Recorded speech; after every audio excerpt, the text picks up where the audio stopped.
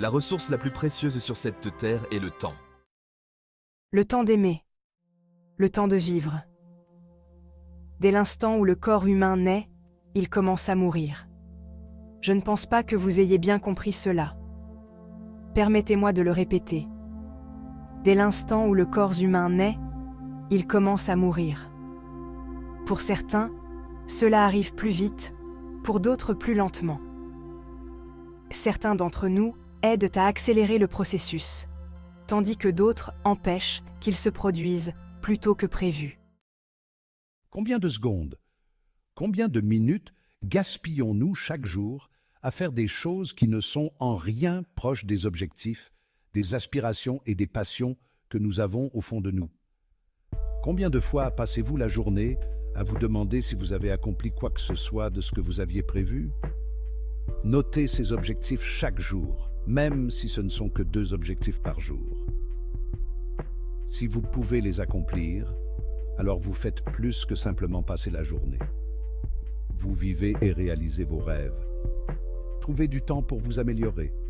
Lisez, explorez, faites des recherches, vivez la vie, faites des choses auxquelles vous n'aviez jamais pensé auparavant. C'est de cela qu'il s'agit. Quand vous naissez, c'est cette date qu'ils mettent sur le côté gauche de la pierre tombale. Quand vous mourrez, ils mettent une autre date sur le côté droit de la pierre tombale. Mais ce tiret au milieu est la chose la plus importante sur cette pierre tombale. C'est une ligne qui, tout au long de cette période, montre que vous avez pu impacter et toucher la vie des autres. Vous avez pu laisser votre empreinte sur cette terre. Vous avez pu bâtir un héritage que personne ne pourrait changer. Vous avez réussi à faire en sorte que les gens se souviennent de vous, quoi qu'il arrive. Lorsque vous vivez pour ce tiret au milieu, vous vous rappelez pourquoi vous êtes là. Votre pourquoi. Pourquoi vous êtes ici, pas le pourquoi. Pourquoi avez-vous fait quelque chose? Votre pourquoi. Votre raison de vous lever le matin. Votre raison de vous pousser au-delà du point d'épuisement et d'abandon. Votre raison de continuer et de faire avancer les choses dans la vie. Ce tiret au milieu, c'est ce qui vous pousse. Comment vous évaluez-vous sur une échelle de 1 à 10, en termes d'apparence physique, en termes de santé? Prenez-vous soin de vous? Vous laissez-vous devenir en surpoids et hors de forme? Êtes-vous conscient de votre santé? Faites-vous attention à la nourriture que vous mettez dans votre corps? Faites-vous un effort délibéré pour faire de l'exercice?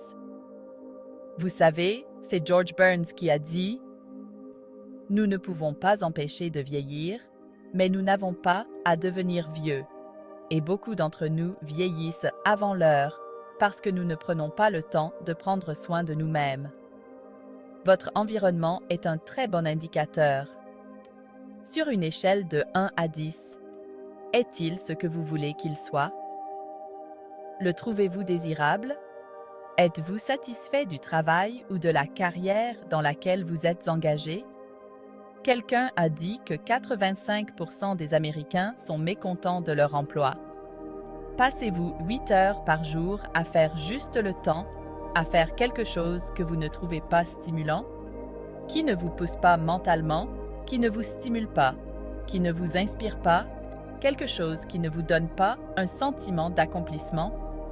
Si vous faites cela jour après jour, cela doit affecter la façon dont vous vous sentez par rapport à vous-même, votre niveau de motivation, vos relations. Quel impact cela a-t-il sur votre vie?